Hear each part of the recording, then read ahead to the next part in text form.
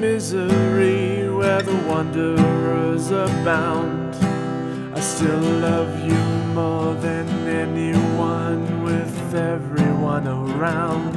And thus these words I sing to you and cast out into the night, to find their way through time and space and put me by your side.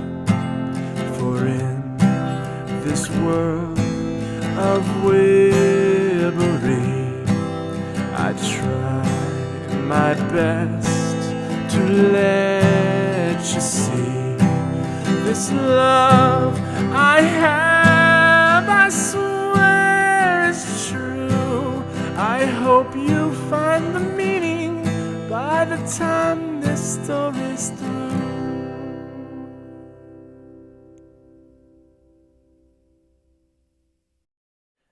Imagine, if you will, a young boy about 15 years old named Darby Lettick.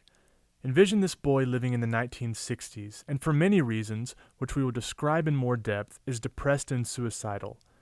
He is tired of being picked on by bullies, has moved 13 times from Germany to Bolivia and numerous other places, and changed schools some 11 times by then. He is alienated and alone, in a family with a dad in Vietnam and a mother partying with boyfriends. As the oldest son, he has had to play daddy to a younger brother and sister who, of course, didn't like him in that role. His depression had become overwhelming, taking him to extreme measures of escape, to the point that he was willing to give up his life in order to find out what the meaning of it was supposed to be about. Why had he been sent to this place of abuse and anger? Why keep struggling to be better in a world that seemed to only get worse?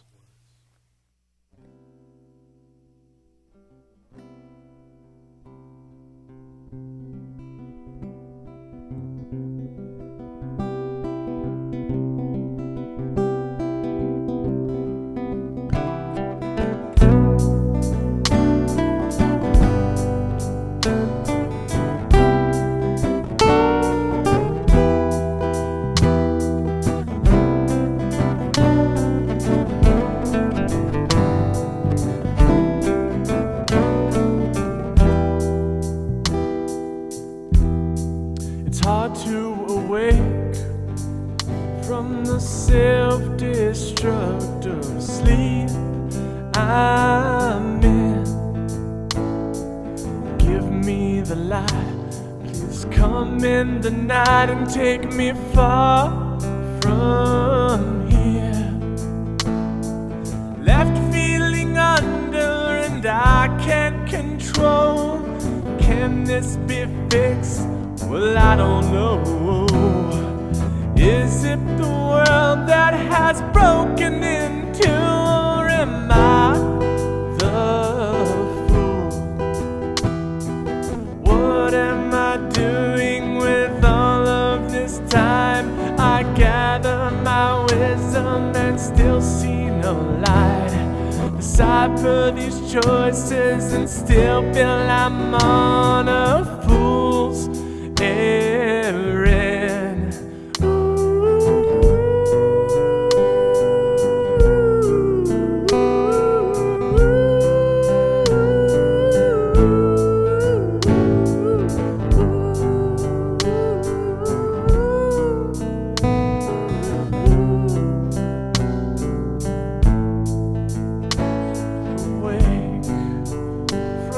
Self-destructive sleep you're in. If I had the light, I'd come in the night and take us far from here. Left feeling under and I can't control. Can this be fixed? Well, I don't know.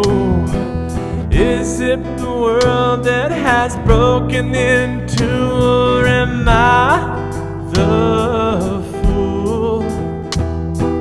What am I doing with all of this time? I gather my wisdom and still see no light. Decipher the choices and still feel I'm on a fool's errand.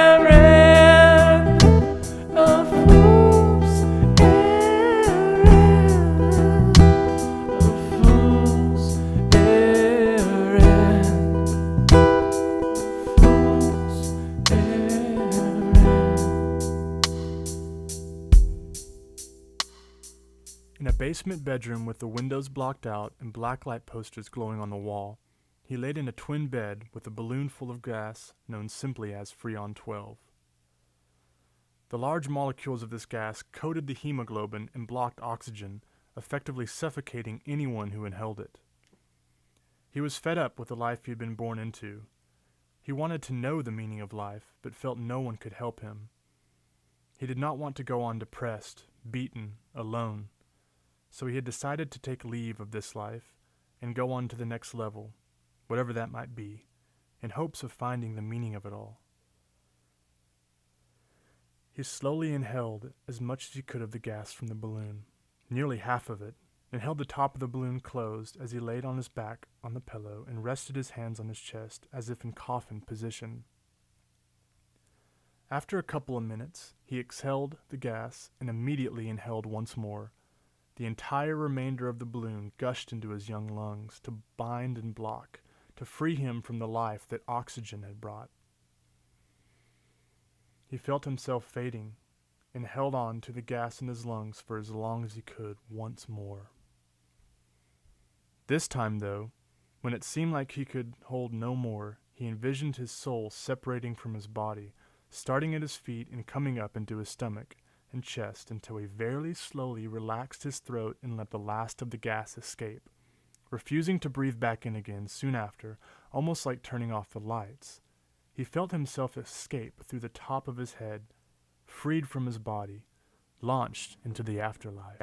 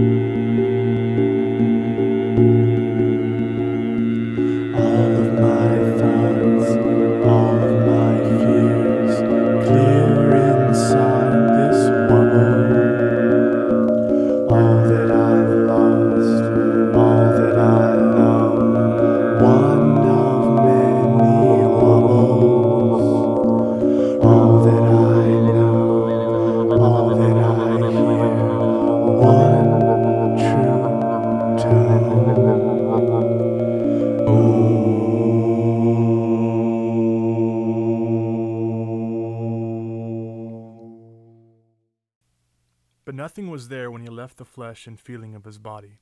Gray, not a mist, not a rain, just gray everywhere. He was lost without anything to reference to, without a body, yet he felt like he could look around.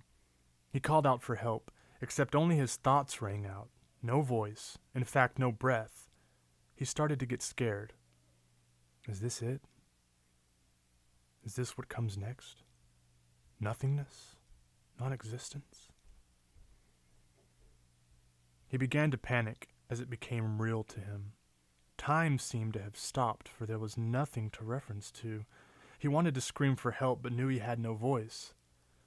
I think, therefore I am, or not, for there is no evidence of me, or anyone to be seen or know that I exist at all. How could this be? Where do I go? How do I see? Hello out there! Anybody here? He thought to himself, calling with his mind, without a voice or air to fill the lungs he did not have. This is going to be my eternity. Oh my God, what have I done? I exist, I think, yet why? For what? It seemed like hours passed, then days. Nothing changed. Once more he was depressed, more so than ever before, and now had no hope of changing it.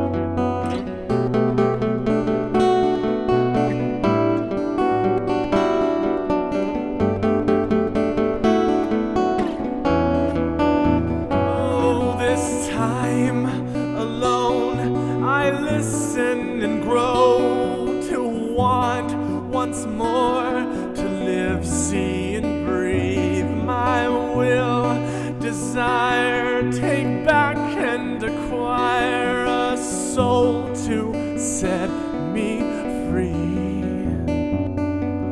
Laid on the ground as she whispered softly and sang that song to me. Though the words meant nothing back then, now they're clear to me. Don't wait till the show is over. Remember you're part of the play. Don't wait till the show is over. To be a part is to be free.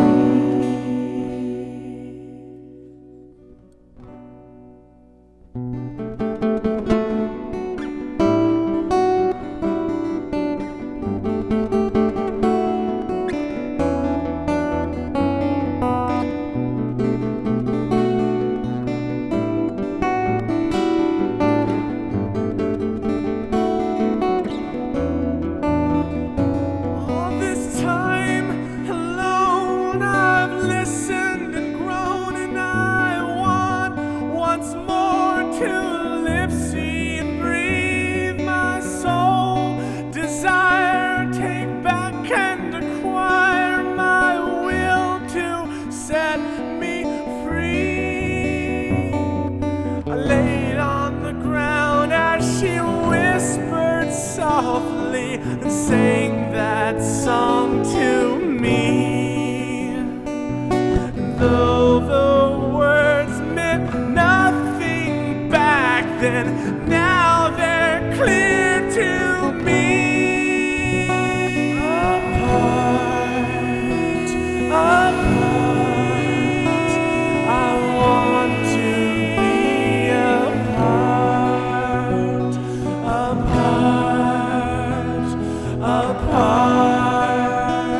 I want to be apart.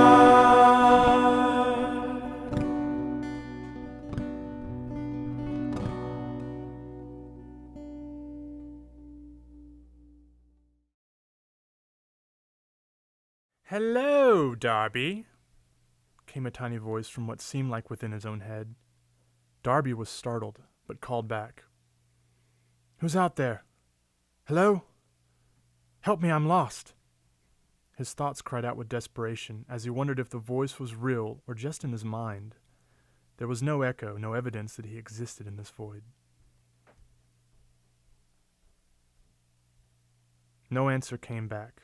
Darby looked around. As if he had eyes, he tried to see everywhere, but it was just a gray nothingness, and he could look all around himself, above and below, or what seemed like up and down at least.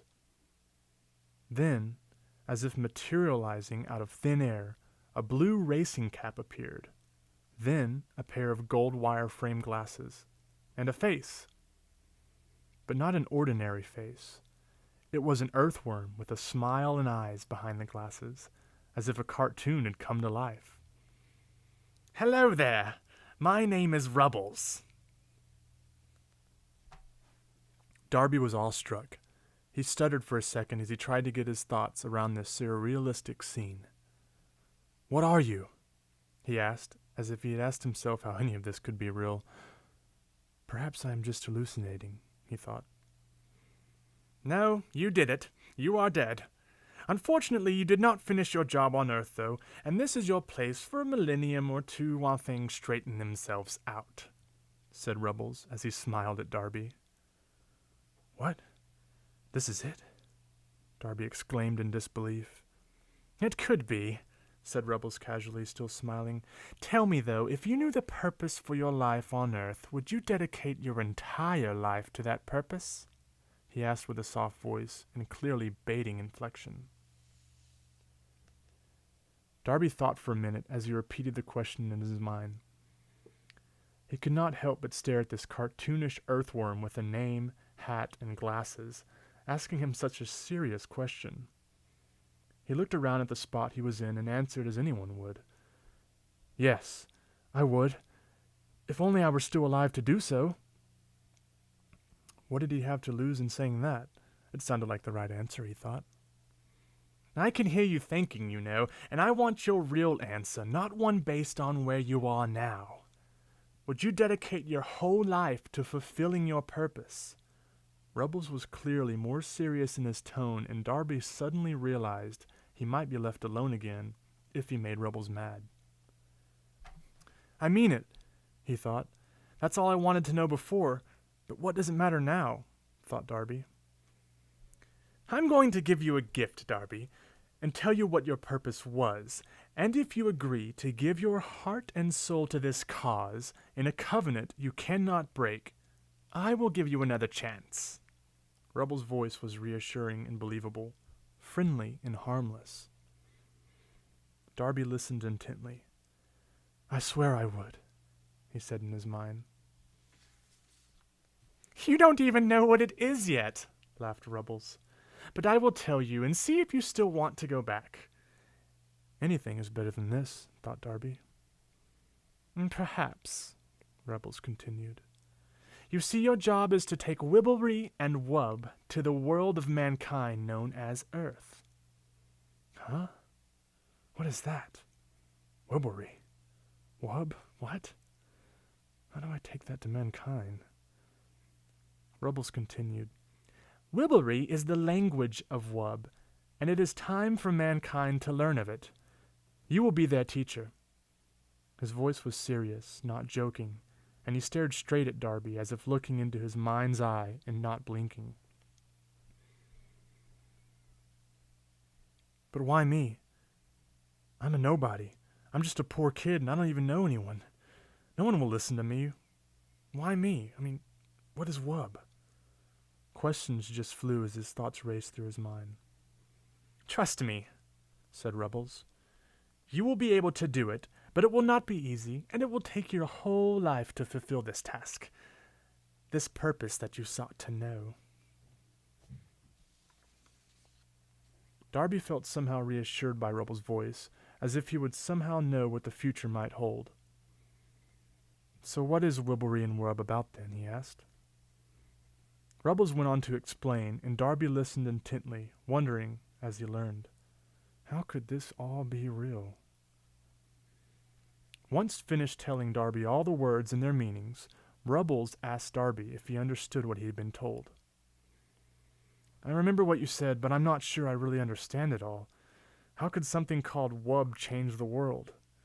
Who's ever going to believe me? And where do I tell them I learned it from? How do I convince them this is real, even?" "Hush now, Darby. Just trust that you will be able to do what needs to be done when the time comes," Rubbles assured Darby, and as if calmed by his voice like an elixir, Darby relaxed and thanked Rubbles for his patience, the chance, and promised to dedicate himself to this strange cause that seemed so surrealistic. Suddenly, Darby was back in his bed. The room was the same. The balloon was lying empty on his chest. He sat up abruptly and looked around. Wow. What just happened, he thought. That could not have been real. Still, Darby got up and found some paper and pen to write down all that he had learned. And thus were the words of Wibblry and WUB first manifested and finally brought to earth just in time for what lay ahead. Of course, Darby had no idea as he wrote these first words just how time-sensitive his learnings were. He still did not fully understand the meaning of them all. He found a fresh journal he had been saving to start writing in for the new year and opened it up. He titled it, The Book of Wibblry and WUB. At least that part was easy.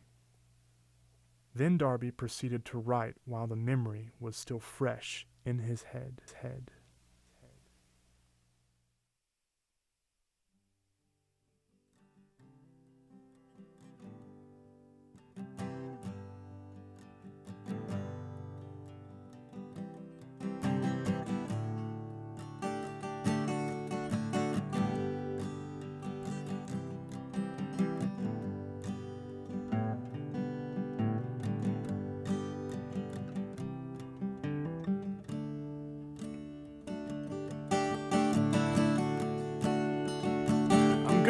back now to the warmth inside my home. I won't let your misery get me down. I finally found the will to live my life fulfilled. These new dreams of Wibblry and WUB, these strange words I've stuck inside my head. I met with death and remembered how to live, and I'll do my best to give. With purpose I can live new dreams of Wibblry and WUB. Now all those painful times, they take their toll. But would you rather live in hurt or not live at all? At last I feel and see the beauty staring back at me, a life of Wibblry and WUB, a life of Wibblry and WUB, a life of Wibblry and WUB.